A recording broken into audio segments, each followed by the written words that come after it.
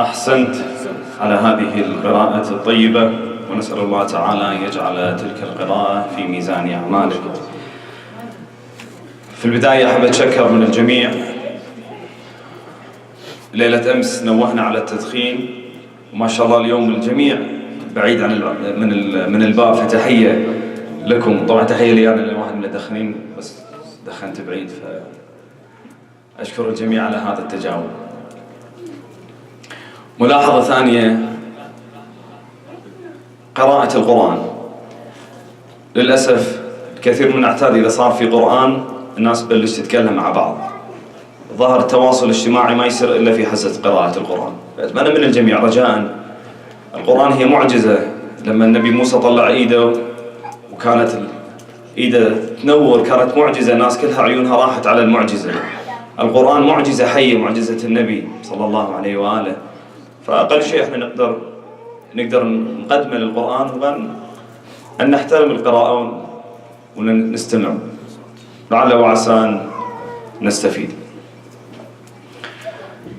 So I'm going to repeat what I said in English for my little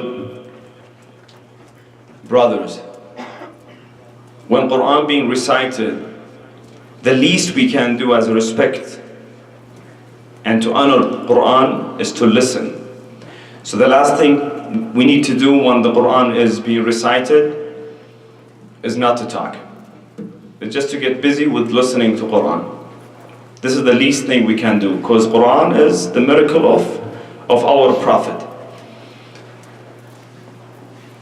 And for tonight is the night of Ali al-Akbar. But just before to say the story behind Ali al-Akbar, I want to mention something, and I think the question is quite important. It's been over now, or almost about 1400 years of what happened in the Battle of Karbala. And every year, all the Shia everywhere, not only in the Middle East, even far west, far east, people, they get together to revive the idea, to revive what happened in Karbala. Not only getting together, no, they cry even. Every year they cry for something that happened 14 years almost ago. You might hear somebody say, what a stupid community Shia is, crying every year for something that happened way far in the history. I think we should have an answer why we are doing this. Emotions are part of a human being. We are not only a physical body, we are brain and emotions, right? And the emotions being emphasized in Quran, for example. Like if we read the Quran, if we read the story of the Prophet Jacob or Yaqub, we see that he cried almost for 20 years for his son that been lost, that he didn't know even that he's being killed. He cried until he lost his sight. He lost his sight, he couldn't see anymore because of his crying for his son, because he's been missing.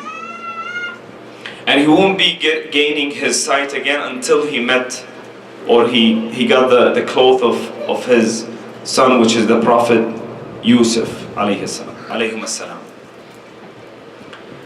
So he was crying all this time. So when Shia community, they get together to cry for what happened for Imam Hussein and his family, we didn't bring this from nothing. We didn't create this thing. No, this thing being mentioned in Quran. And if we see the narration of the Prophet Muhammad, also he did this. He cried when the Imam just been born. So this is something that we created. So emotion is a very important part of the message of Imam Hussein. Yet, Imam Hussein, he didn't kill himself, so we cry. That's not the message that he did, all what he did. So we get every year, get together and cry. This is not what he wants. Yes, this is something that we can show for him, to show the loyalty to him, but it's not only crying. Imam Hussein is a huge message Not only for Shia, not only for Muslims, but for the whole humanity. Ali al-Akbar was one of his soldiers. Ali al-Akbar, he's the elder son of Imam al-Hussein alayhi salam. And ask your father or your mothers, who's the closest one of your kids? Usually is the first one, because that's the first gift that Allah gave him or her. So there is a special relationship between Imam al-Hussein alayhi salam and his son. What his name is? Mustafa Ali al-Akbar. So on the battlefield on that day, the whole family, the entire family were thirsty to death. And Ali al-Akbar alayhi salam, he went and he fought well in the battlefield. And he killed, in the narration says, almost about 150. Plus minus now, maybe 100, maybe 20. But he killed a lot of them. He came back because he was thirsty, he wanted the water. And if you are a son, the first person that comes to your mind to go to is your father, if you need something, right? And that was a very heavy thing for Imam Hussein, when your own son come to you, asking you, begging you for water to drink because I'm really thirsty, Dad. It's very heavy. Ask your father, if you come to him and you ask him for something and he cannot provide you with this, that's really heavy on him. So what Imam Hussein, because he couldn't say anything, the only thing Imam Hussein alayhi salam he could do, he gave him his tongue. He said, see how dry my tongue is. So my dear son, I'm as thirsty as you are, but we cannot do anything. But the Prophet, he promised us, once we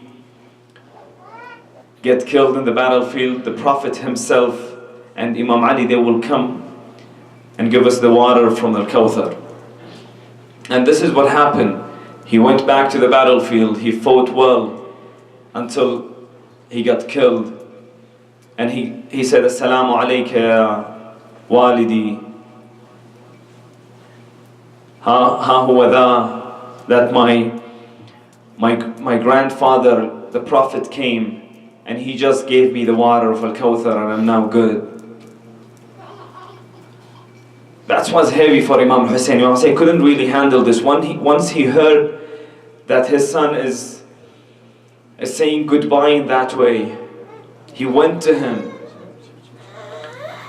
He sat next to him, but that was not enough to him.